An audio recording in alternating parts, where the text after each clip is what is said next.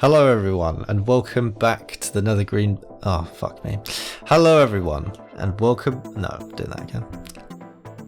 Hello everyone, and welcome back to episode 63 of the Nethergreen podcast.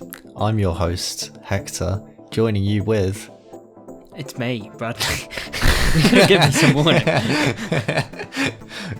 Yeah, hey man. Hey man. Yeah, we're back. You know what I've noticed since actually I've moved to...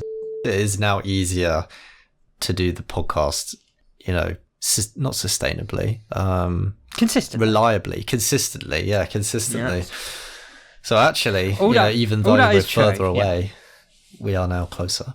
See, that may be true, and I just have to thank you, Hector, by the way. Thank you for sending me that audio last week. Oh, did I not say? Oh, fuck, I forgot to send it. Oh, no. You did. Completely forgot to send it. I begged you, I asked you twice, and you didn't do it. I think that might have been because on the day that we did that, I was like sorting out the internet, and I remember when you messaged me, I wasn't able to upload it because the internet wasn't working. Oh yeah, and then I went to the cinema, and then I went to the cinema to go and watch Mickey 17, and then I completely forgot about it. Yeah, well, I will upload it today. Luckily, I've got this app recording on Discord, and I just use the audio from there. So it wasn't amazing, but actually it was surprisingly better than I thought it'd be, considering. Huh. So it's still uploaded anyway, even though you didn't have raw audio. Yeah, I needed to get it uploaded. So I took the recording that's being done on Discord right now from your levels. What's it called? Your audio, specifically you. I isolated you, and I just used that. Wow. And it's still good. I thought it was actually still right, which is actually pretty... That's a good thing. It means that, Is there any noticeable difference? I think it only got really noticeable the louder you got. I see. Okay. Yeah. Yeah. You after this, you go and listen to it and tell me if you... No, but I think it was good enough that, like, I'm not too worried. If you can't send me the audio, or if you just don't, again, then fair enough. I think I'd be able to live with it. Oh, well, that's good to know. But this time I will send the audio. We'll see about that. We'll see. I will send it today immediately after the podcast has ended. That's what I want. That's what I want you to do every time. Yeah. It's what I ask you to do every time, actually. Now I think about it. Every time you finish, I'm immediately like, all right, send that to me as soon as you can, please, and thank you. I'll do it today, but just today, only today. How are you? Is your internet situation resolved? It's resolved to a degree. Do you know like what download speed your internet package at home is? Out of curiosity. I do. I don't, but I could find out. Do you want me to find out? I mean, it's quite easy to guess. Like if you just go onto Google and search my internet speed, it shows you like a button in the search results, and if you just a speed test, you mean? Yeah, just a speed test. It normally is pretty accurate. It'll tell you roughly what your internet speed is. So download, did you say? Yeah, it is 130 megabytes per second. Okay, so that to be fair, that's not much faster. Well, it is faster than mine. So mine is like 50. So yours is more than double as fast as mine. Yeah, I'm living in the Stone Ages with the internet in this house, which is really weird because I'm like, in the London boroughs, and I'm actually like in the centre of a big town. Like I'm on the high street of a big town, but I guess because it's a flat, maybe they just haven't like wired it, or so. I don't know. Anyway, well, so we've got full fibre, so maybe you just don't have full fibre. Yeah, we've got part fibre or whatever the fuck it's called, which means you're still using copper cables, which isn't fast. Yeah, but to mediate that, we have two internets. Okay. Yeah, so is that helping? Yeah. So I've got a 5G router, and hilariously, the 5G router is like 400 megabytes per second download speed. So it's like that's pretty well, almost 10 times faster than the normal internet. But the problem is, it's like a little bit patchy. Like it's not consistent. Like sometimes you'll be watching a video and the internet will just kind of stop working for like 3 seconds and it will like buffer or whatever. So it's not perfect, but it can be fast, and it's probably the fastest for uploading and downloading things, which will be good for doing the podcast. I'll upload the podcast on the 5G internet. Genius. But yeah, it's all mostly working. This week in general, I've just been insanely busy because we're launching CareerBook to a real hospital next week. So next week, 250 doctors in a hospital are going to be using CareerBook. So we've got to make sure everything is working. And one of the core features that they need is not finished yet, but hopefully it will be finished either today or tomorrow. The deadline is Monday. A week from now, you're going to have a load of doctors looking up to the heavens and shouting, "Curse you, Hector!" Yes, I said your fucking full name. Goddamn. Saying, "Curse you, Hector," from the Nethergreen podcast. Yeah, that's what they'll say. But no, I'm sure it'll go fine. So, but I mean, as you may have noticed today, me and George literally we woke up at like 8 and have been coding since 8 until now, basically. Damn. And obviously coding while we were watching the movie or the episode. Can you talk about what the feature is that needs to be finished? I can. It's like I am legally allowed. Fortunately, I am legally allowed to talk about that. Do you want to though? You don't have to. I'm not going to make you. You know, I've not got a gun to your head. You know, like you do. I do. I mean, I do, but you know, not in that way. That gun to your head is completely unrelated to whether or not you want to talk about it. But okay, I'll talk about it in just a free will. So basically, the two things that need to be finished by Monday. The thing that me and George have been working on today, mainly George's feature, is basically feedback forms. Sounds pretty simple on the surface, but it's taken a while to do. Basically, someone who's hosting an event, they want like a feedback form, like a survey form, to be automatically emailed out or texted out to all of the people that attended the event. And then the person will receive a link. They click the link, they see a feedback form, they fill it out, and then our system will store it. And then the guy who's hosted the event can log in and see all the submissions. So that's George's one. The one that I need to finish, which is a bit more full on, is a bit difficult to explain, but I'll try. So here's the problem. You are a doctor. You are a Dr. Bradley, and you're working in a busy hospital. And you're an important doctor, so you actually train lots of other doctors. I am the head of holistic medicine. Okay, you're the head of holistic medicine. That's not a real thing, but maybe pick another one. Pick a real one. I'm the head of diagnostics. The head of diagnostics. I don't think that's a real one either. Try again. That's what. No, that's real. That one. That's what House is. And he's like the most important doctor. Okay, fine. All right, fine. You're the head of diagnostics. So you're hosting a training session, and it is mandatory for various different people in the hospital to come to your training session, because if they're not trained on the latest like NHS England requirements, they're fired. So they've got to be trained. God damn it, Chase, you Australian bastard. Can't do this. You need to be trained. I'm House. I'm just Dr. House now in this scenario. This is what House MD would have been like with CareerBook in my head. That's how I'm doing this. Yeah. Actually, the next time you record any of the videos, you need to do it in that persona. What, Dr. House? Yeah. I can if you want me to. If you want people to not like me, sure. Oh, and actually, speaking of this one will definitely need a video because it's. Or not video, but you know, like the audio, the voiceover, because it's a complicated one. But so, you've got all of these people coming, and so the problem that a lot of hospitals have is they have no way of like actually tracking whether or not people have attended the things that they need to go to, and that has several implications. One of which you might be familiar with, which is safeguarding. There's a safeguarding implication there because student is meant to attend the session. I think one of the students didn't attend a session they were meant to, and that was actually because they'd gone missing. And so the hospital got into legal trouble because they hadn't been properly checking attendance, which is a big problem.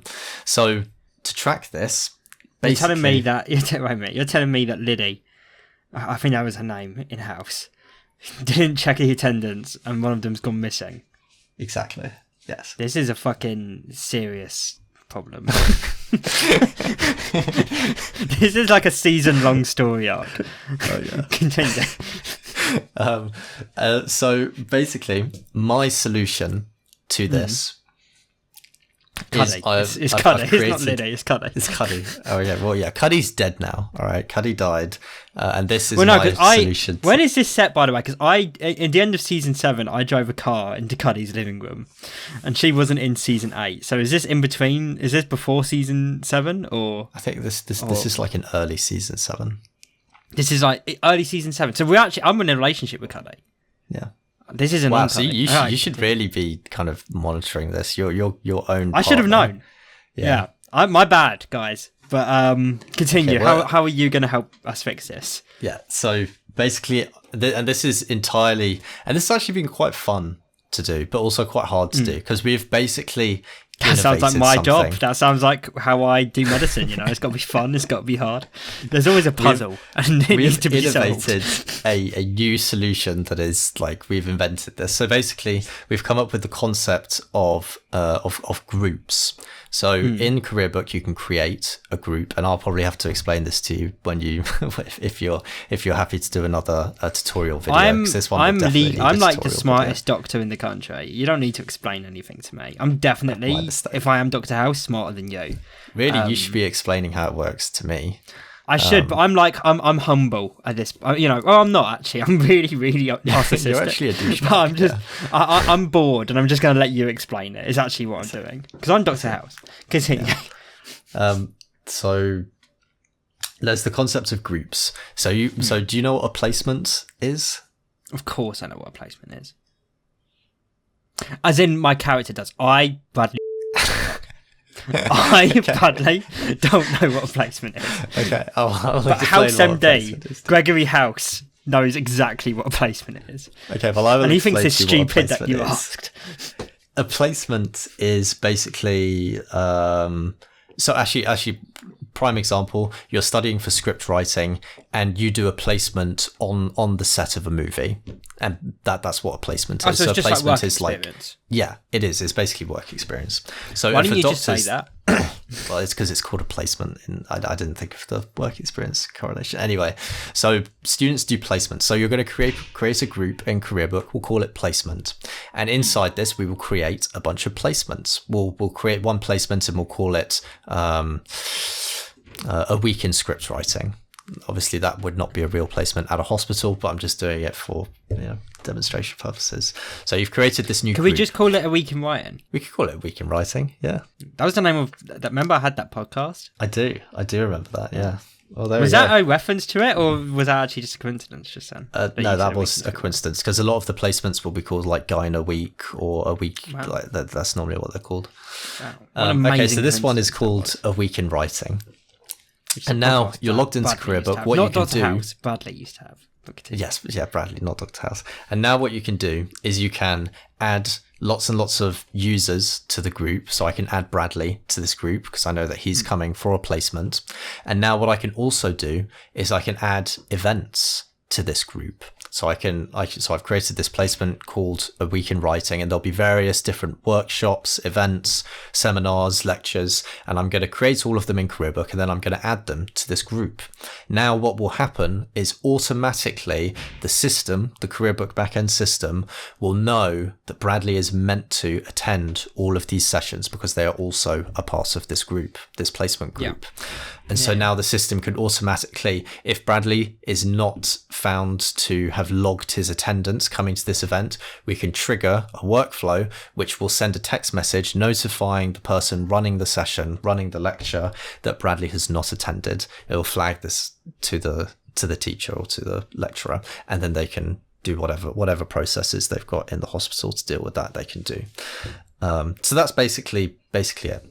But in practice, actually coding all of that takes a while and has been pretty hard. I've basically been like just working all day, all night, working on this one feature, but we're almost there, and I'm confident that it can be ready by Monday. Is that you said you invented it, but isn't that what every job does? if I don't turn up to work, the system will say, "Hey, Bradley isn't here. You should call him and yell at him for not being here." I feel like it's not a new concept. Yeah, no, not that. I meant the concept of groups and group items and rotations. So got like I've heard of a group before. Yeah, I've been in many groups. In the technical sense, because we've also got. Did you something invent called... anything? Or are you just stealing credit from 100-year-old concepts, right? Hey, look, most inventions are reinventions. Okay, all right. That's true too. That's true. But yeah, that's what I've been up to. How about you? Anything interesting? Have you created any inventions or reinventions this week? No. I'm working on my script for uni, which isn't the same one I'm doing for Dan. So I'm happy to talk about this one. It's a script. It's a feature. So this will be my 4th feature. Yeah, this will be my 4th feature. It's a drama, kind of post-apocalypse set in like a kind of dystopian world. It's got drama, it's got action, it's got horror. It's about 2 brothers, which I know is a meme. 2 brothers. I know it's a meme, but it is about 2 brothers. And yeah, I think this is going to be a really cool script. I'm looking forward to writing it. 2 brothers, also, like me and Dan. 2 brothers. Who are the 2 brothers? Their names are John and Peter. No. So what is the premise of this here script? All right, so the script, the film is called No Way. No way. And in this, no way, but all one word. Oh, I see what you did. Wow, that took me a long time to understand. Yeah, no way. And the idea is that these 2 brothers, they're criminals. They're in this dystopia. The law is a bit twisted and misguided, and sometimes you just have to steal to survive. The law? The law. LAW, law. The law, I see. Law. The law, exactly. Okay. But they get caught for their crimes by whatever's left of this archaic government, and they get some choices. They can either immediately die and get executed. I see. They can spend 10 years. It's not great. They can spend 10 years in like an actual like prison, or they can. That's not. Or they can spend 2.5 years in a lovely little village called No Way. Where they'll just get lovely jobs, and they'll be a part of a community, and they'll even get like housing, and basically get everything they ever wanted. Wait a second, what's the catch? Sounds too good to be true, right? So they go to No Way, and they learn that there's that 25% of the entire town's population is prisoners, and prisoners are also like the main workforce. They're like making things, doing farming, and all that stuff. But the town has like really specific rules for the prisoners. There's like a curfew, there are certain areas you're not allowed to go, certain people you're not allowed to speak to, you have to wear like specific clothing so that people know what you are. And it's ruled by the main guy. By the way, the names are like whatever for now. But I'm just calling the main guy the Alpha right now. And the warden, essentially, the person who's in charge of the prisoners, his name's Ronan. But yeah, one of the brothers, the older brother, breaks a rule. Well, he's just flippantly breaking rules. He doesn't care about rules. He hates about the law. That's how he doesn't care about the law. Place. And the that's the older brother. The younger brother's like, no, we need to we've got a good thing going here. Don't try and like find a catch. Let's just live as we are. We can do this for 2.5 years. It's fine. And then at one point, the older brother sneaks out in the middle of the night, and he never comes back. He is never seen again. And then it becomes about the little brother, investigating, essentially, trying to figure out what's happened to his big bro, and uncovering a web of corruption, you could say. I could say.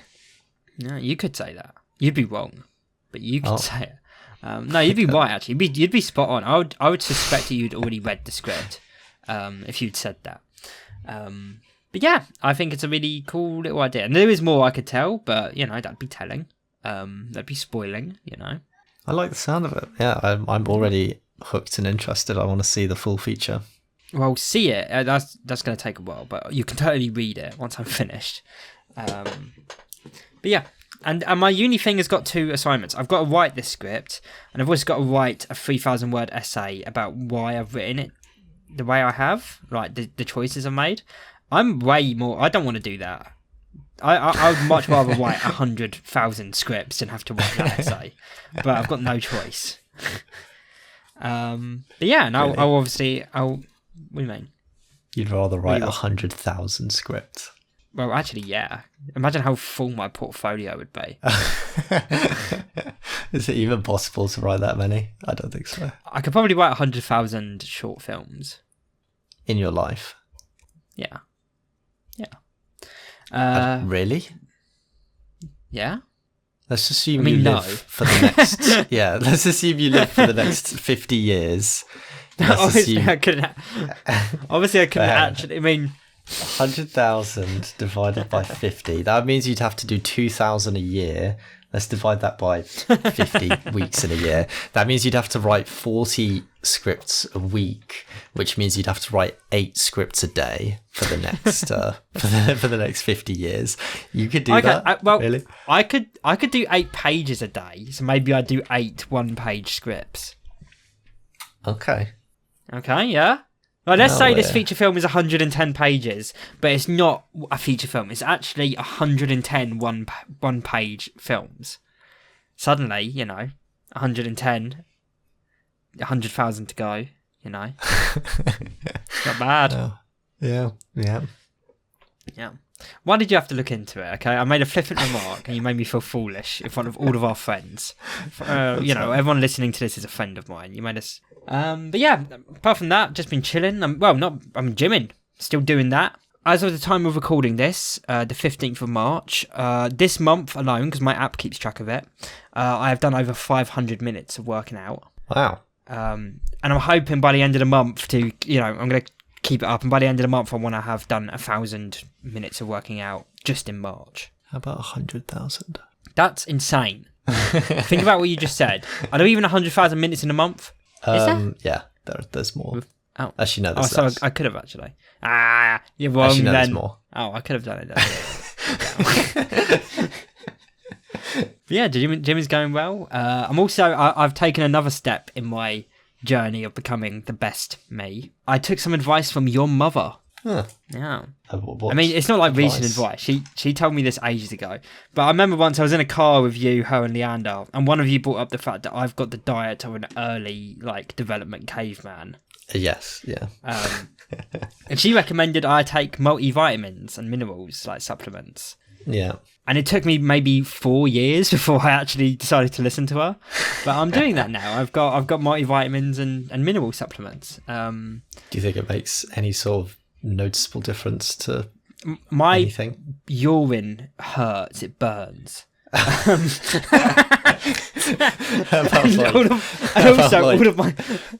also all of my toenails are falling off, so I feel like it's going badly.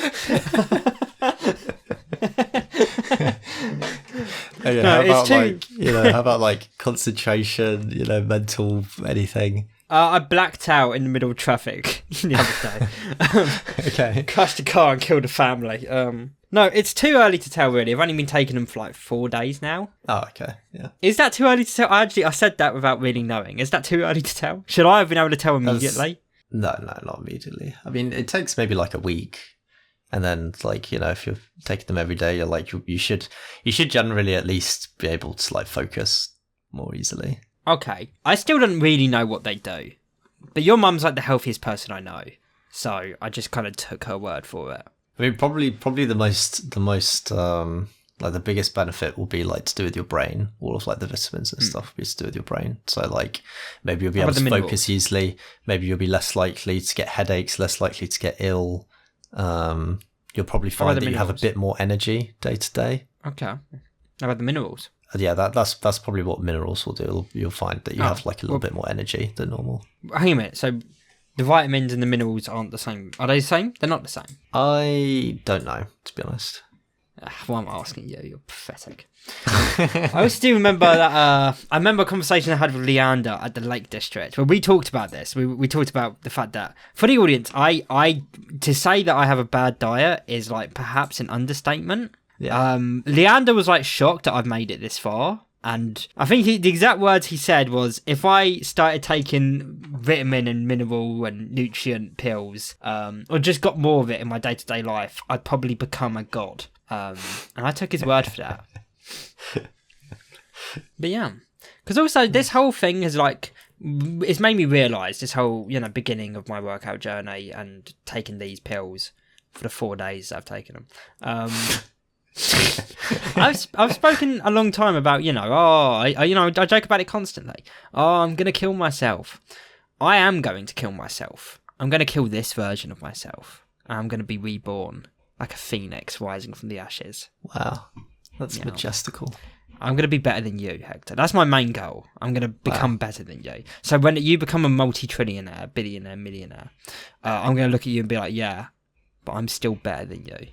Now, please, can I borrow $20?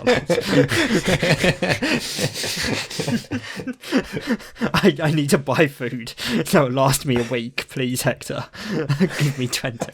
I'm still more successful than you in terms of my physical form, but please, you can buy me. Please. Yeah. I think that's a good plan. Yeah. That's a great plan. That's my only plan. And then when you go to America, you'll take steroids and you'll become like huge. When I want to go to America, and I want to. My main goal there is that I want people to like see me next to Dan and be like, "Wow, look at this dirty American fucking pig." Yeah. I feel like Dan. I don't know actually. I've. It's hard to tell in video. I don't know if I want to say this. He doesn't listen. I feel like he has gained a bit of weight.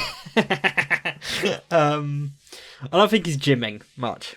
So hopefully I'll go over and I'll like inspire him, It's that American diet. That's what it is. He probably eats nothing but Dunkin'. No, what is it they've got? It's not Dunkin' Donuts. Oh, it's like the pizza rolls or like whatever it is. Well, there's the pizza rolls. There's the pizza rolls. Krispy Kreme. No, they've got Dunkin' Donuts. We have Krispy Kreme. Yeah. He probably eats Dunkin' Donuts and pizza rolls and fucking burritos and Cheetos. Twinkies. Twinkies, yeah. He probably eats like caramelized yeah. And jacket potatoes. Or is that sounds British. That's too healthy. Yeah, that's too healthy. Oh, that's too healthy. I meant fucking corn dogs. Sludge from the sewer. Candy floss, Yeah. But yeah, that's basically what I've been doing. Nice. Yeah. Tell me about this movie you watched. Yes, so I went to the cinema with David, no less. With David. No, again. To the cinema. Yeah, again. Yeah. God damn! How is he your best friend now?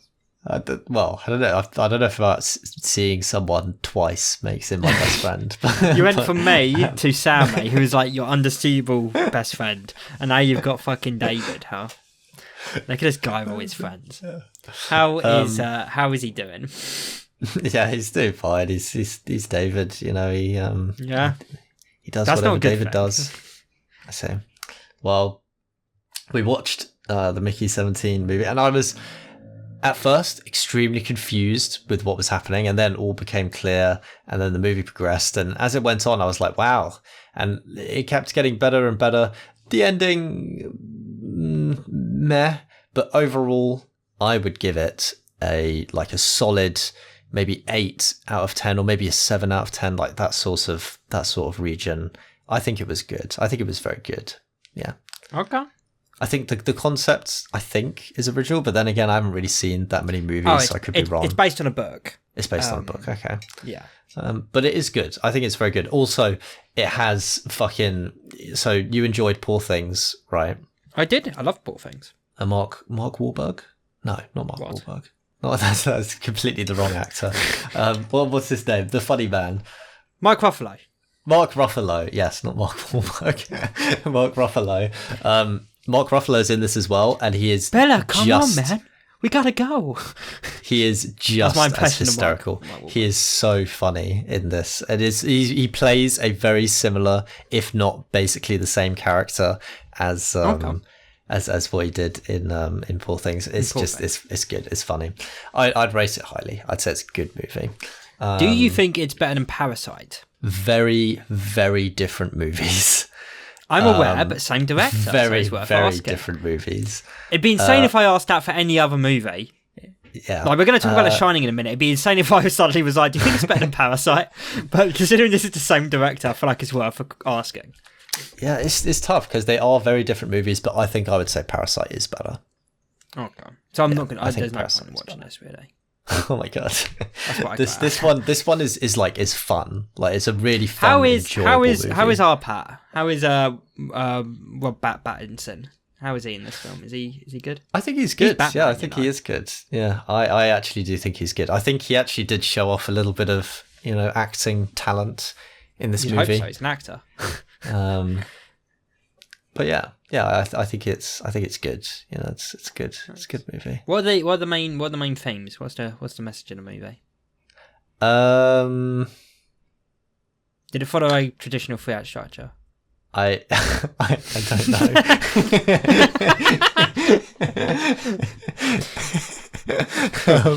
Do you think the writers were leaning towards like the Save the Cat beat sheet, or do you think they were going for more? What do you think? Is this more of a traditional hero's journey? Can't talk to you about it, man. I want to know. Don't spoil it. I think the writers they were obviously going for like a Save the Cat kind of structure. Yeah. They really heavily integrated it with kind of like key concepts of. Yeah. What was his Save the Cat moment? I don't want to spoil the movie. Okay, that's good. That's good. I shouldn't have asked. What was I thinking? Yeah. What was the main message of the movie? Go on. Sum up the message of the movie in one sentence. Don't spoil it. The movie. I don't really know, to be honest. Maybe the message of the movie is Come on, what's the message of the movie? I'm waiting. Come on. I'm not going to spoil it. Okay. So, yeah, you can discover that in the cinema. Speaking of which, we watched it in the Royal Odeon Cinema, David's beloved Royal Odeon Cinema, and I gotta say, it's very comfy. It's very royal. It's very nice. But yeah, good movie. I enjoyed it. It was comfy. That's about it. That's the only good thing about that cinema. It has comfy seats. Yeah, that's it. That's the only good thing. So what? The screen's bad, the audio's bad, the staff are bad, the carpet's bad. All of those things are just that. All of those other things are just fine, I think. Is that not good though? In this scenario, is that not good? I suppose it is good. Yeah. If a screen's fine and you've got no problems with it, doesn't that actually make it good? No, that just makes it fine. I wouldn't accept that. Still, yeah, I will give it a watch. I was going to give it a watch, but I've just been so busy this last week, doing uni stuff and working and gymming. I haven't gone to the cinema in a long time, not since The Monkey. Wow. Yeah, I even considered cancelling my membership the other day. Wow, really? That is the end of an era if you do. Yeah. Well, I haven't. Calm down. Chill out. I haven't. I'm probably not going to, but I considered it. Talking of movies, yesterday was kind of a big day, huh? Was it? Yeah. Because you finally, for the first time ever, watched my favourite movie of all time. Ah, yes. While coding. Yes. While coding.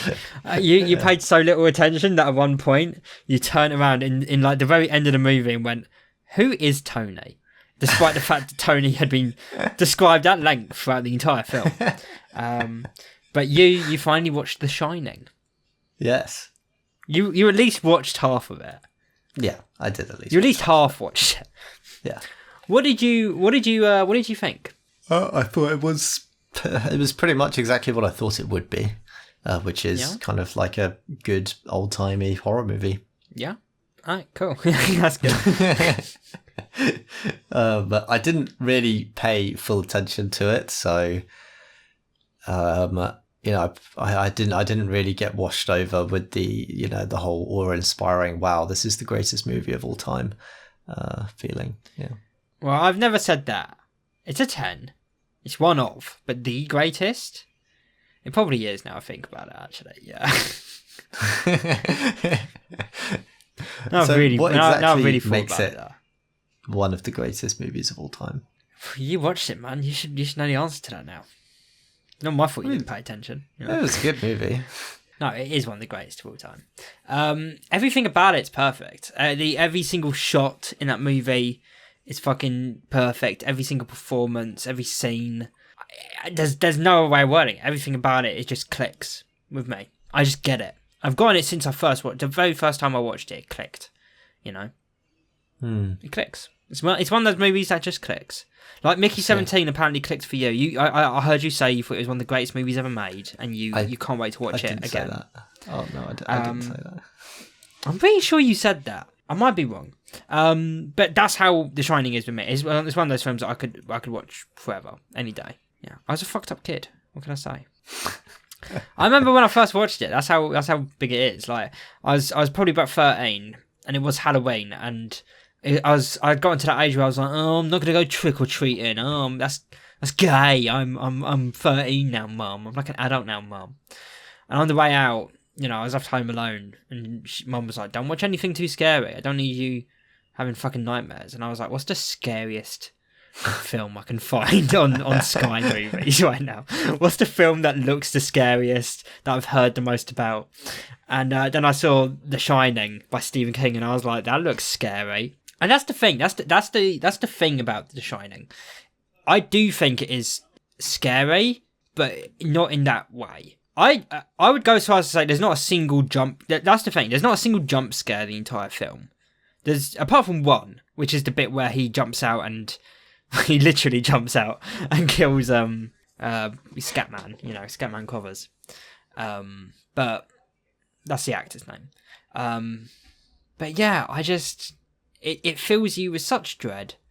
Leander, I feel like it clicked a bit for Leander. I don't think he's going to be like, oh, it's the greatest film of all time.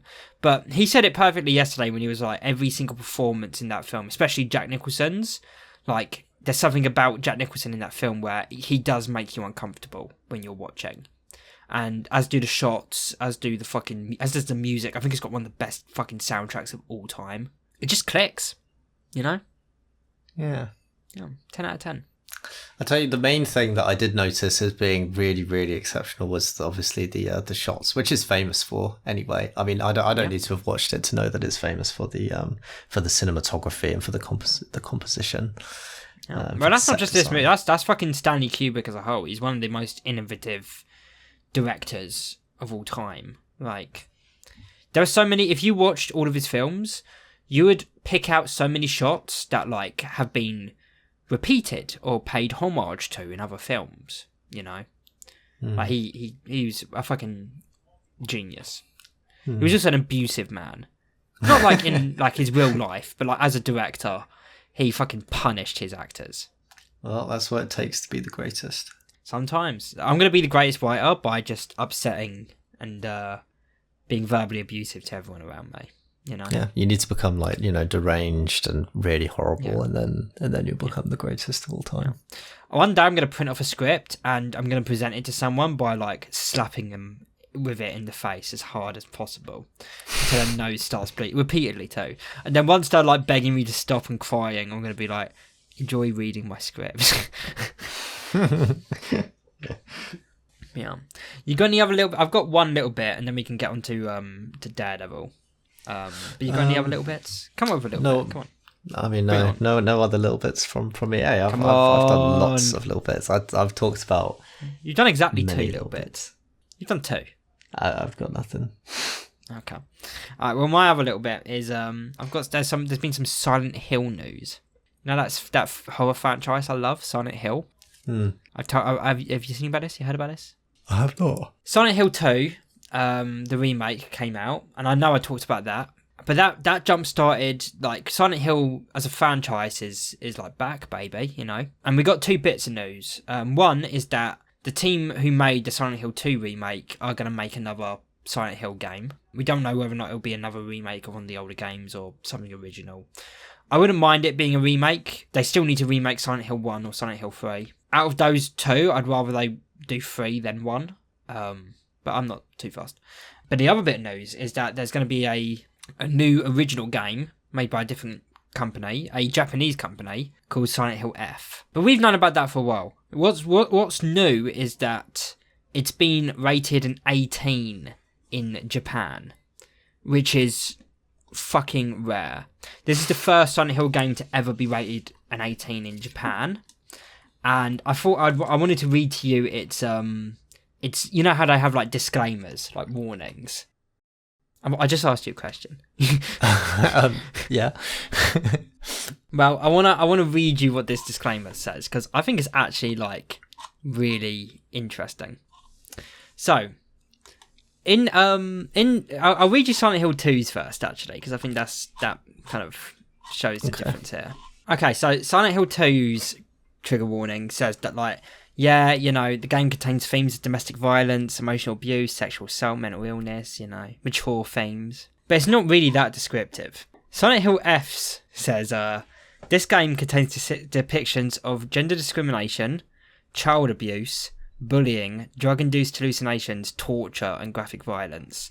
This game is set in Japan in the 1960s and contains depictions based on the customs and culture of that time. These depictions do not reflect the opinions or values of the developers or any individuals involved.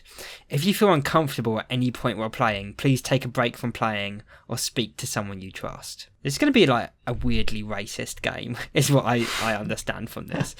One, it's going to be like weirdly racist, based on that bit about Japan in the 1960s and the fucking customs and culture. And two, it's going to be like, based on that torture and graphic violence, I think it's actually going to be like really gory. So I'm looking forward to it. I'm looking forward to playing it. Looking forward to experiencing it. Love Silent Hill. I don't like it. Don't like it though.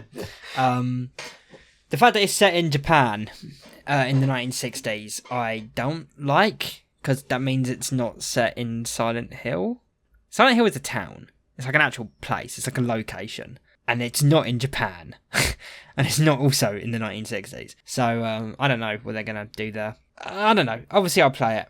But I would like Silent Hill to stay in Silent Hill, you know. Maybe that's racist of me, you know. Mm-hmm. Should we get to Daredevil? Let's do some Daredevil.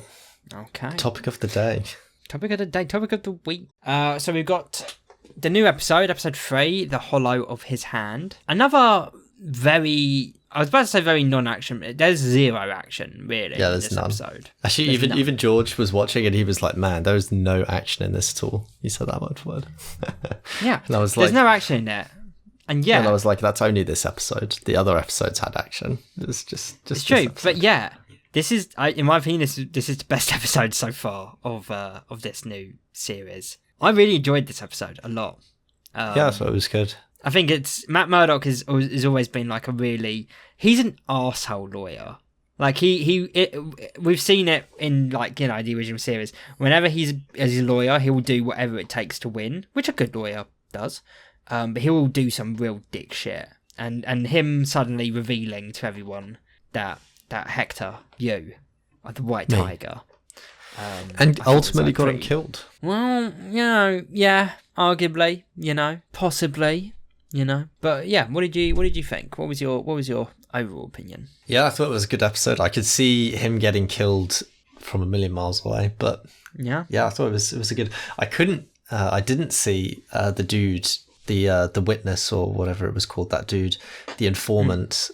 Bailing on them. Yeah. It shows how corrupt the police are. Yeah, you know. Yeah, and then obviously you've got, you know, the kingpin, you know, being like, I hate vigilantes. So yes, we need to bring. And also continuing to be cucked by his wife. You know. Yeah, continuing to be. Cucked I'm not by punishing you for Adam.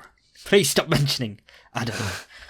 I don't care if he was bigger than me. Oh, I don't care. I do think so far that whole Kingpin and Vanessa subplot is like the weakest part. Yeah. I'm looking forward to when that finally, you know, something happens with it. It also feels so far very and again, it's only been 3 episodes, but that's not good enough.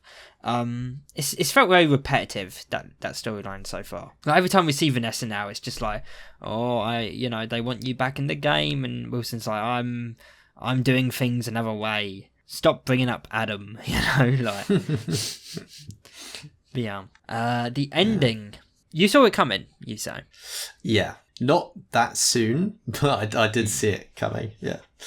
Did you see it coming that he'd be shot in the street like a dog, specifically by the Punisher? I mean, I don't really know who the Punisher is, to be fair. Oh. Yeah. Well, he's the guy who wears that skull. Obviously. But I'm gonna give you a quick theory, a quick game theory. That was not the Punisher. No, I don't think so. There is no reason why the Punisher would look. The Punisher punishes murderers and criminals, but if a vigilante killed like a police officer trying to save some guy's life, he'd be great with that. He doesn't care about cops. He cares about delivering justice. The only way he would kill White Tiger is if White Tiger was like a brutal killer himself and killing innocent people, which he isn't. So yeah, it goes very. That's not the Punisher I know to do that. And also the fact that we saw the skull but didn't see his face. Like, we know who the Punisher is. We know what he looks like. They just show his face. I don't know why they would just unless it's a different face. It's not him wearing the skull. That's someone else wearing the skull. It's probably a cop. It's probably one of the corrupt policemen wearing the skull. And then actual Punisher's gonna hear about that and be like, I'm gonna fucking kill that guy. That's my theory anyway. That's a game theory. I'm looking really forward to seeing him. I love him dearly.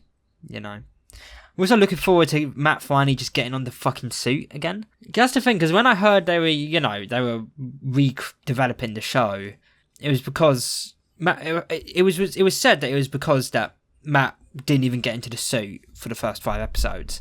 So instead, he's not going to get into the suit for the first 4. It could still be 5. Why? Like, I get it, but like, you haven't actually made that much of a difference, is what that means. He's still taking ages. And again, nothing wrong with that. This episode was great. But it's like I said last week, if they'd released episode 1, and then a week later episode 2, and then a week later episode 3, you'd get so many people being like, oh, I want Daredevil, this is the fucking Matt Murdock show. Because I've already seen that, and it's only been a week. Like, I've had to deal with it for 1 episode. I've already seen people being like, this isn't the Daredevil show I wanted. It probably doesn't help that, season 3, the last time we saw Daredevil, was like, there was barely any Matt Murdock. He'd like given up Matt Murdock, and he was just Daredevil 24/7.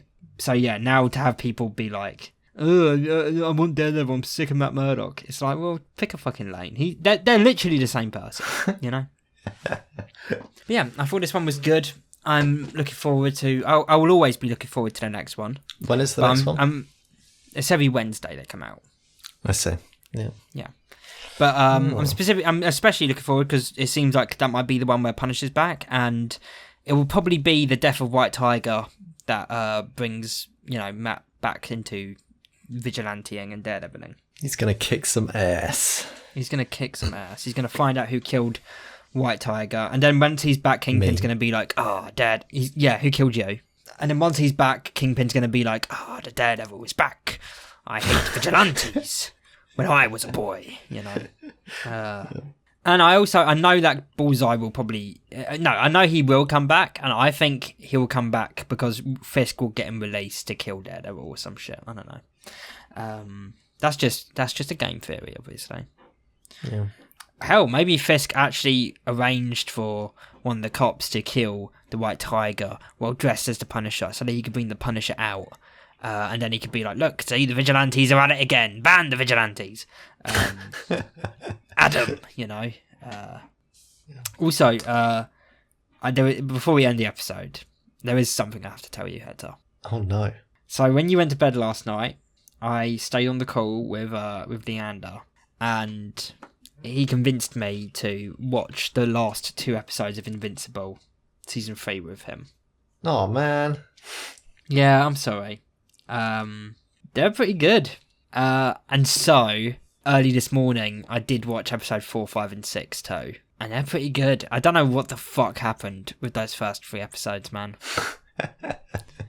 I don't know why the first half of this series was like really shit. The back half, really pretty good actually. Yeah.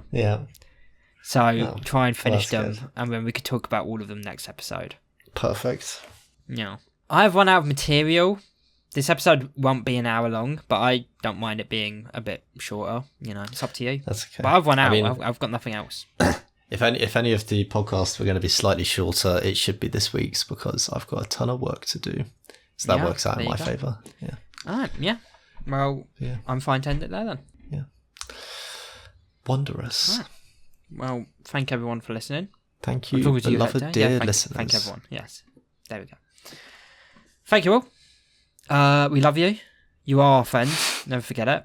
And hold on a minute. Let me just quickly get this up. All right. I feel like just recording this just in case you want to stick it in, because this latest episode we did was a little short anyway. Gotcha. Yeah. And this recorder is actually pretty fucking good. Like it's not recording the Discord call as much as it's recording your audio input.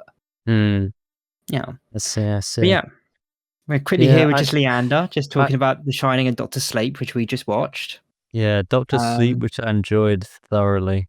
Really enjoyed that movie. Well, one of the best ones I've watched in a long time. And you said you'd rate it a 9, possibly. Yeah, or even a 10.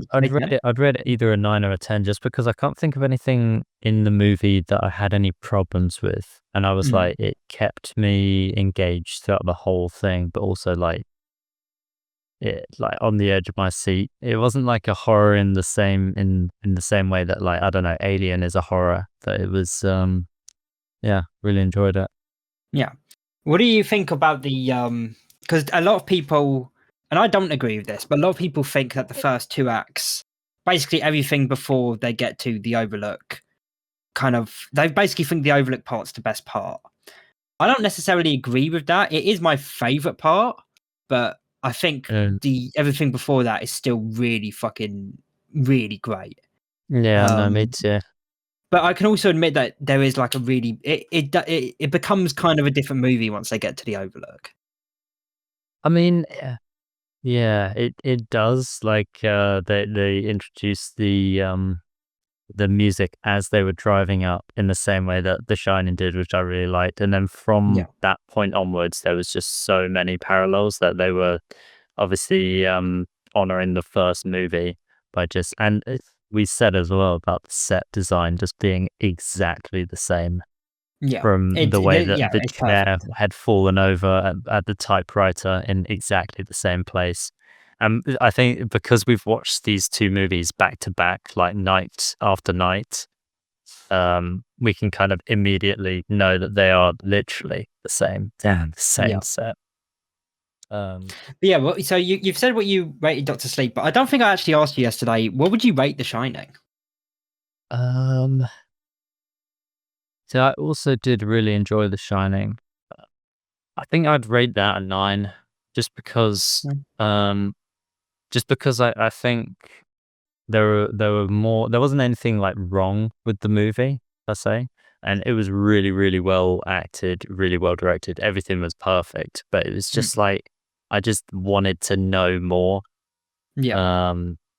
Which I feel like this movie has kind of told us. No, it does. And again, that's a lot of people don't like this movie because of that. They enjoy The Shining as like a more abstract piece of art. It is weird because I can appreciate that, but also I don't know. There's something about knowing and also seeing it acted and shown really well and directed really well that I just enjoy. No, I honestly, I mean, obviously I have such a love for The Shining, but it is completely valid to enjoy Doctor Sleep more. There are again, if you could make this, and that's the beautiful thing about why Stephen King, when he wrote this book, you could tell Doctor Sleep's story without it being in any way tied to The Shining. It could just be a different story about different psychics, but to fold The Shining into it and actually still make it work, despite how abstract it is. That's the thing as well. But any time that there was like references to The Shining or this or that or whatever, it didn't feel forced, which I really liked. It didn't feel forced at all. And then it also feels like a natural conclusion that Dan, you know, he would end up like his father. He's as traumatized as anyone in the history of the world could be. Like, it completely makes sense that he'd turn to alcohol, you know? Yeah. Yeah, at first I was a little bit like, I don't know how to, I was almost like disappointed in the character at first that, you know, he'd like turned to alcohol and it was just kind of just basically a waste of space. But thinking about it, no, it checks out him kind of turning that direction. I love the fact that it's got the so there's something in script writing called is save the cat. I actually mentioned this to you, Hector, earlier in the podcast, and you had no idea what I was talking about. Yeah. But the idea is that in order to make a main character likable, you do something near the beginning, when you're introduced, where he does something small like saves a cat from a tree, but something that like connects the audience. This movie has the exact opposite of that, where Danny actually goes through with stealing the money from the mother and her child. Yeah. And I love the fact that it took that risk and it was bold enough to let the main character, because that's such an unlikable thing to do. But it's perfect. Like, there's something about and this is probably to do with good casting, but I've noticed that any movies that are really good that also take that risk, there's one thing that the main character has that still makes you like them, even if they're a complete fucking cunt, and they're just charismatic. Like take Robert Downey Jr. for example in Iron Man. Like, he is a complete cunt in you know, his first character introduction, but you just like him because he's charismatic. Yeah, Ewan McGregor was a great choice. Yeah. Is it Ewan McGregor? Well, I feel like I've so. gotten that wrong. So shit, it is Ewan McGregor. I thought I was getting it wrong, and it was the wrestler, whatever his name is, Conor McGregor. That's it. Never mind. Yeah, Ewan McGregor was a great choice. I also think a part of it is it's not just that he's charismatic; it's that because of that you know, having Dick in there, and he can tell that what he's doing is a shitty thing. Like, he's taking no real pleasure in stealing that money. You can tell he's also looking at himself, being like, "Oh man, I'm a piece of shit." It makes the audience want to see him get back on top. It makes us be like, "Come on, you can do better than that," you know. And also, I think because we're already invested in his character from the first movie, we're kind of rooting for him anyway.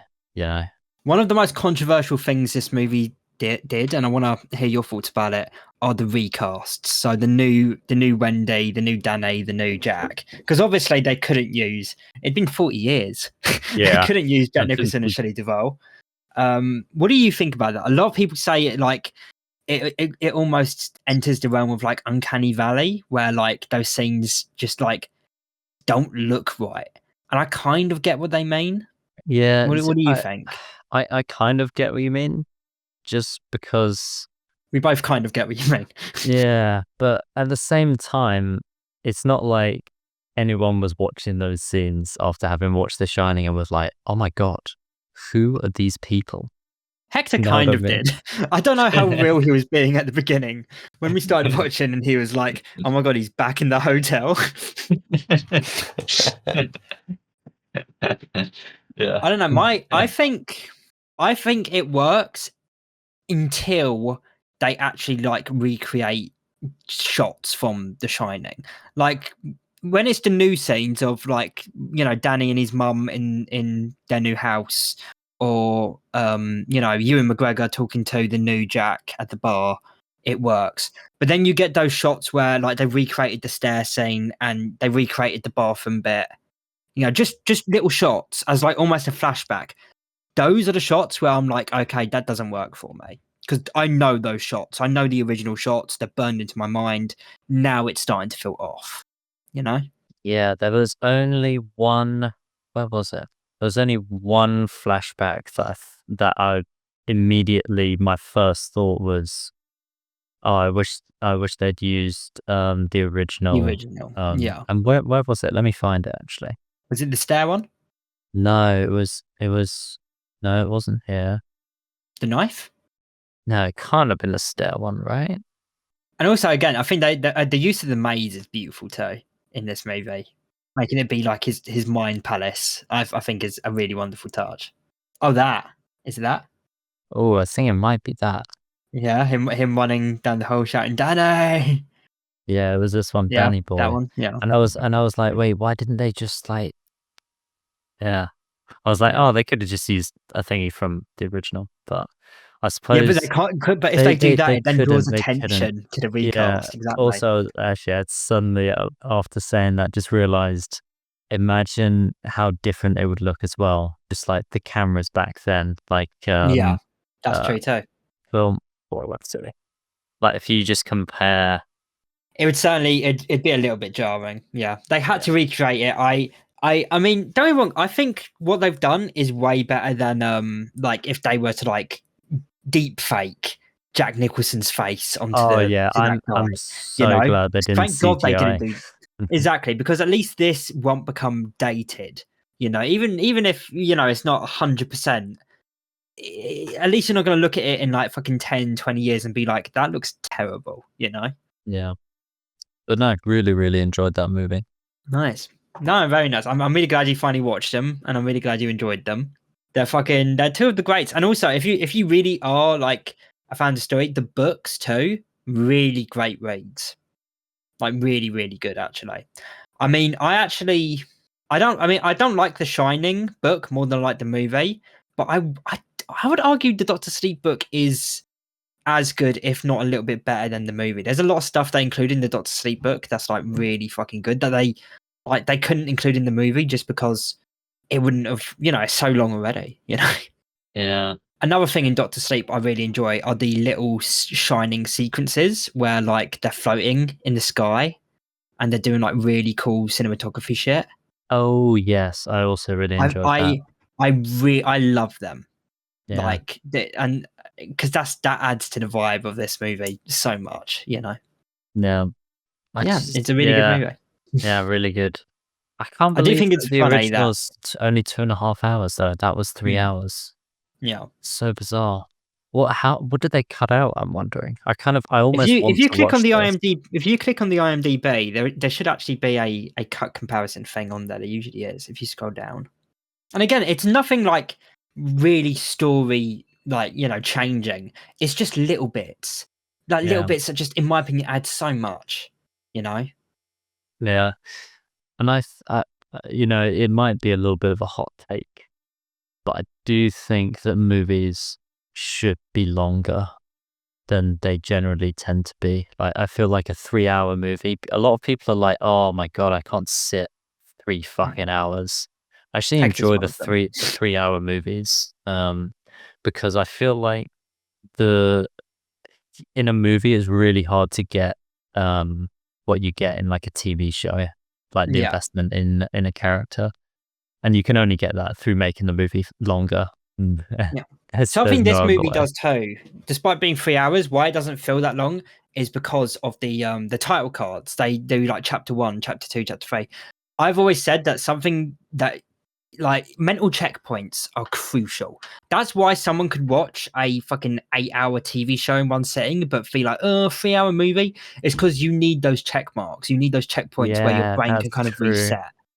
Wait, that's so true. Actually, It is true. No, it's entirely true. Yeah. How do people complain about a fucking 3 Because hour movie as soon as those credits start rolling on episode 4, your brain kind of resets and it's like, all right, I'm back in the game. Time for episode 5. And long movies like Oppenheimer didn't have that. I think it should have had that. I think there was ways of incorporating it, but it didn't. But this movie does, and because of that, those 3 hours really do just kind of fly by. Yeah, yeah. Because thinking about it, I remember watching being able to binge watch shows all in one go. But if I think about like binge watching the Lord of the Rings trilogy all in one sitting, compared to something like I don't know, like Attack on Titan or something like that, where it's very bingeable and very Moorish. An entire season of Better Call Saul versus the Lord of the Rings trilogy. Or rewatching Breaking Bad or something like that. Yeah. It's because it's literally just mental checkpoints, and again, that's something The Shining does too. It comes up with the Monday, Tuesdays, Wednesdays. It's so important to keeping the not the film's pacing, but your mental pacing. You know. Yeah, true. But yeah, they're two really great films. They really are. And I do agree with you, but it also depends. Like, this is a movie that Mike Flanagan, the director, he said that like the 3-hour version is the version he always envisioned. You know.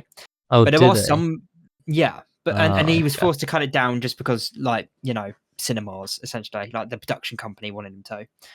Same with basically that'd be the same with like Oppenheimer. If you know he wanted that 3-hour version, but if they were like, you've got to make it 2.5 hours, what can you do? You know, there are some films I know that have director's cuts that are like awful because you can tell that it wasn't made to be like that. They've just like inserted all the directors, you know, all the deleted scenes in.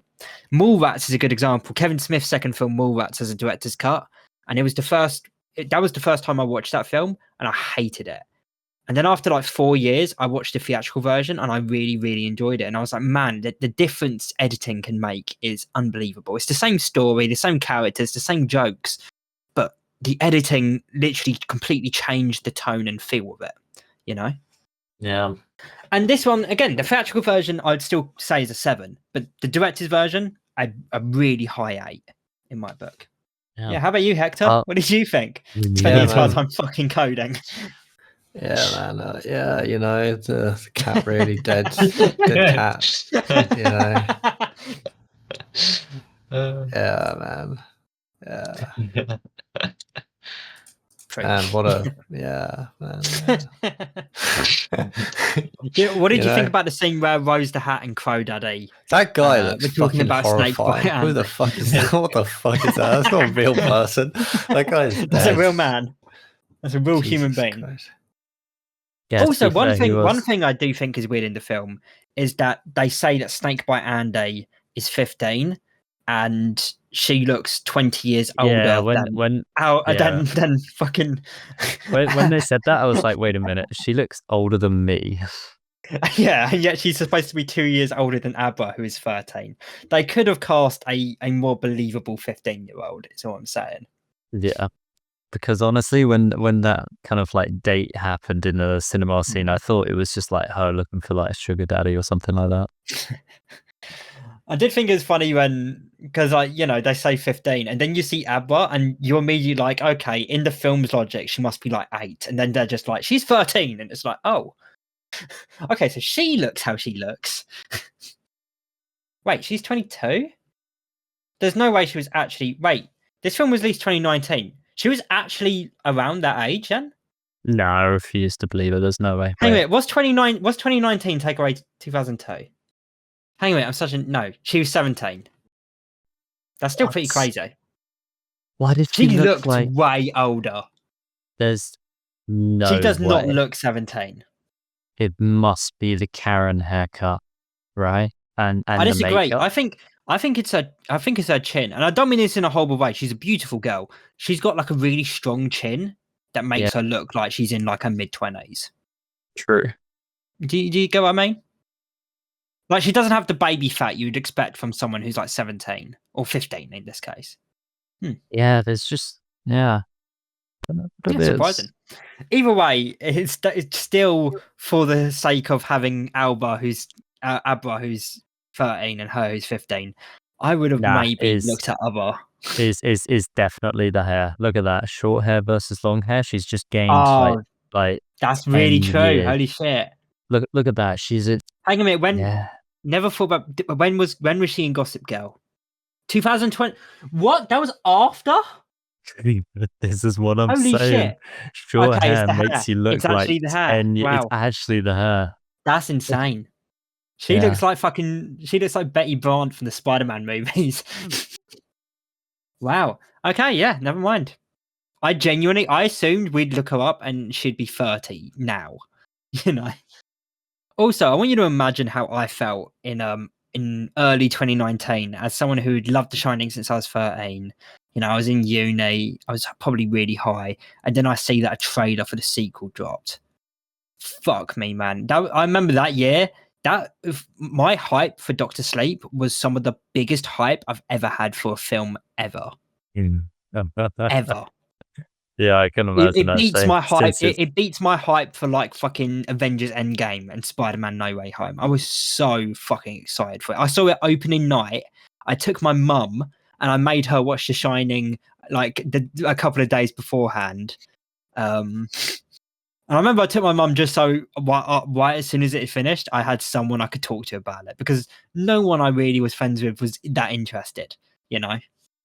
I see. But yeah, really great Yeah. film. I'm really, really glad you enjoyed it. Yeah, to be honest, I was surprised how much more I enjoyed it. I mean, I still really, really enjoyed the first one, but I was surprised how much more I enjoyed it than the first one, considering like it's usually the second one or the sequels are just flops, you know what I mean? I think that's because a lot of legacy sequels is what they call these, where it's like, 30, 40 years later, like your Ghostbusters and your Indiana Joneses. Those aren't like, this is a film that's made with like passion. Yeah. Obviously it's also, it's based on the book, same author, Stephen King, but the film itself, you can tell that Mickey Flanagan has a lot of love for, first of all, the original Shining and also this story. And that is crucial. Unlike Ghostbusters, for example, where they were just like, we need to bring back the Ghostbusters. We can make millions. Think of all the money. I love that Ghostbusters money, I also love that. I also like that George really enjoyed it. I don't remember when he said it, but at one point he was like, "This is like the best film I've seen in a long time." I was actually like, "Oh shit!" Yeah, I was. I don't even know how, but this movie kept me on the edge of my seat, even though I wasn't expecting it. I wasn't even watching it. I was on the edge of my seat. It was. Hector was hearing us react to it occasionally and being like, "Oh shit." Next time you watch it, watch the theatrical cut and see if you can like feel a difference. I think there's a difference. Not a huge difference, still a good movie. I mean, hell, there's half an hour of difference, so it should feel pretty different. Also, fun fact, The Shining that we watched yesterday, that's also a director's cut, a extended cut. That one's 2 hours and a half, and the actual cut is 2 hours 19, I think, so it adds an extra 12 minutes. So, extended cuts work, True. Well, considering how much you enjoyed The Shining, I'll take your word for it. Yeah, very fair. But yeah, thank you for joining us. Hopefully this audio is good, because if it is good, fucking join us again, brother. We've missed you on the podcast. Yeah, I will, man. Hopefully, it's only been like 3 weeks, so yeah. But still, I mean, the thing is, I'll probably wait. Hector, do you still have a mic? Because I could now come down to as in like an extra mic, because you gave one to Bradley, didn't you? Oh, I don't have an extra mic. But I'd be able to like drive over to Bradley's and then use his then, and that would work. Yeah. Well, let's hear how this audio sounds. I genuinely, I don't think it'll be that bad of a difference, because right now it's not recording the Discord call. Really, it is, but it's recording your individual audio channels, so I can tweak your channel and make it as good as it can be. And I guess we'll see. Gotcha. Yeah, we'll see. But I'll be in other news, I'll be picking up my motorcycle tomorrow. So what? Yeah. Did you not know about that? I didn't know about this. You're a biker guy now. You're a wild hog, huh? I know. I've got my. I'll be driving around as of tomorrow. So that's exciting. Oh, dude. Yeah, dude, come to some point on the motorcycle. I want to see it in action, brother. Fuck yeah. You could do a wheelie and fall off and immediately crack your fucking skull open. I was just thinking that as well. I was just like, damn, imagine if I like the first time I tried wheeling on this thing, I just fucking kill myself. That would be You fall off wearing the helmet and I run over like, you okay, Leander? And I pull the helmet off and it's just gushing blood. No, I'm gonna just, no shenanigans, no tomfoolery on the bike just yet. Yes, no tomfoolery. No tomfoolery. Yeah, but I'll be down to go over to yours to record a podcast pretty much any time from tomorrow. That's pretty much. That's sick. I can't do tomorrow, but my weekends always. We record on Saturdays now. We tend to. Oh, nice. Yeah, I'd be down to come over next Saturday if you're recording then. Yeah. I'd be I down. feel I'd like be down to come. by then you'll have both caught up on Invincible, which. Well, I have now. I did rewatch. I watched episode 4, 5, and 6 earlier today. Okay. And obviously saw 7 and 8 with you, dude. Yep. What is up with that? The last half of that season, episode 5 and 6 was so goddamn good, and 4 was all right actually. Why was episodes 1 to 3 so mediocre? I don't know. They literally the last half of season 3 was awesome. Here's what they did. They dumped all of the budget into those later episodes. Yeah, man. That must have been it. And the writing budget. I think episodes 1 and 3 were written by interns. Yeah, it was actually really good. Me and Hector's got to rewatch Invincible or watch Invincible. Yes. If you're going to join us next week, you need to watch episodes 1 and 2 of Daredevil Born Again. Because you saw episode 3 earlier. Oh yes. Yeah. And that's season 3. It's season. Well, it's going to be. It's a new show. Yeah. Oh, okay. But so legally, like it is a different show. No, it's a continuation. Oh, okay. It was going to be a remake. Make a comparison to some other. Make a comparison. In the same way that like Better Call Saul is like a. In the same way as like one of these legacy, it's the same way of Doctor Sleep. It's technically this is the original series was done, it was cancelled, and now 7 years later they've made a new show following the same characters but different makers. Let's see. So it is, in all intents and purposes, Born Again is season 4.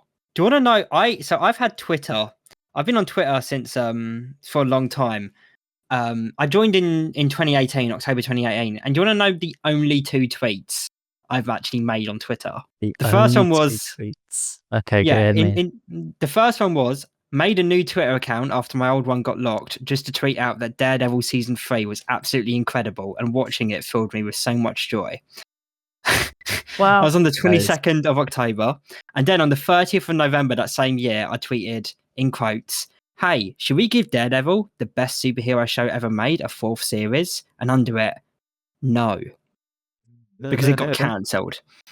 I then retweeted in 2022 them announcing Born Again. And that is it. That's literally the only stuff I've ever tweeted ever has been about this show.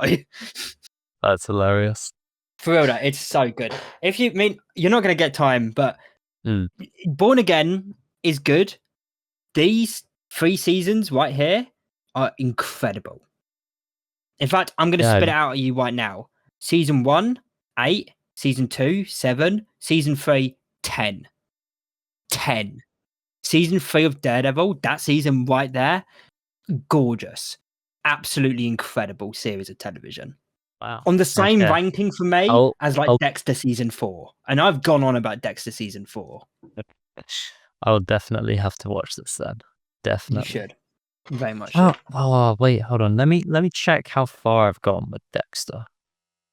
Don't know how much I've watched of it. It's definitely. Is it on Netflix? It's on Netflix now, yeah. So I am up to. Oh wow. Okay, I'm up to season 3, episode 10. Oh no, episode 9. I've got a few minutes left of that. Fun fact: I don't blame you for stopping or like taking a break. Season 3 isn't great. Yeah, I was struggling to finish season 3 just because I was kind of losing. Yeah. Trust me, stick with it. Get to season 4. Get to season 4, man. You can stop after season 4. Season 5 is still worth a watch. Season 6 is not. But season 4, 8 seasons. Holy. Well, actually, there's 10 now. Because they had New Blood, which is like Born Again. And then they've got the prequel now, Original Sin, and then there's going to be another one coming out called Dexter Resurrection. So there's going to be 11. Oh wait, Original Sin. Yeah, there's a prequel now. Yeah, with a young Dexter set before Yeah, I season forgot 1. about that. I forgot they even existed. Yeah. But yeah, get to season 4. Let me know when you have. I'll fucking watch it with you, mate. I literally rewatched. I've already rewatched season 4 this year. I rewatched it in like the end of January, beginning of February. Did you actually? And I'm already ready to watch it again. It's such a good goddamn season of television. I'm totally down to rewatch it. Or to let me know when you to rewatch it then. Let me know when you get to it. We can talk about it on the pod. Hector, you still got to watch season 4 too. We started it ages ago, and then I think you just stopped coming round, so we never really finished it. Season 4 of what? Oh, Dexter. Yeah. Because you were coming round kind of consistently, and then you stopped. But yeah, let's just restart that season on fucking Discord and watch it. Yeah, with me. I'm up for it. Decent. All right, thank you for joining us, Leander. That's adding an extra half hour to the podcast, Hector. That's good now. It's a good length. Wow, now. There you go. Perfect. There you go. Bye. Yeah, I want to take. I just want to take a moment, right? Oh, okay. I said bye. I want to take a moment to extend my heartfelt gratitude to each and every one of you for listening to our podcast. Your support means the world to me and Bradley, and I can't thank you enough for taking the time out of your day to join our conversations and share in our journey. Every episode is created with the hope of inspiring, informing, and entertaining you. It's true. And it's your continued engagement that makes all our efforts worthwhile. I also want to thank you with us from the very beginning, or are a new listener discovering our stories. Please know that your encouragement fuels our passion to keep producing content that matters. I also want to. We're humbled by the community we've built together, and it's your thoughtful feedback, your shared experiences, and your endless curiosity that push us to strive for excellence with every episode. Yeah. You have helped create a space where ideas flourish, where voices are heard, and where learning never stops. As we look ahead to future episodes, know that we're excited to continue this journey with you. We'll keep sharing stories, exploring new ideas, and embracing the unexpected, all with the gratitude of knowing that you're here with us, listening. Yeah. I also want to thank from the bottom of Go ahead. I want to thank specifically Tom. We know you're listening, pal. We always know you're listening, and it's really nice to know that you've been with us the whole time. And Hector, did you know actually that I read a comment the other day that people are taking these episodes of Nethergreen and really holding space with that and feeling power in that. Wow. Yeah, I've seen it. Okay, I've seen it on a couple of posts. I don't know how widespread, but you know, I am in queer media, and you know, that's what they're doing. Queer media. Yeah. Wow. They're holding space with it. I see. Yeah. Yeah. Well. All right. Bye, everyone. Goodbye.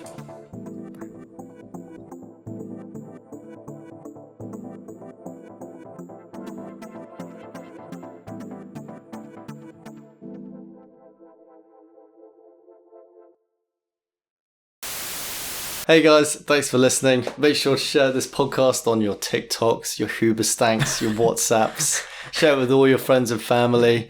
Share it with yourself. Yeah, and don't forget to subscribe to us on iTunes, on Spotify, on Anchor, and you can also subscribe to us on YouTube. We have a YouTube channel too. Yeah. Also rewatch this episode 25 times. Yeah. So each of our viewers gives us 25 times the amount of money. Yeah. And also don't just share us with your friends, but learn the episodes off by heart and perform them to your friends and family. Become us. Put on little Bradley and Hector wigs and go around with your own Nethergreen podcast. The first person we see who does a fully fledged puppet show of the Nethergreen podcast gets $10,000 US. Thanks. Bye.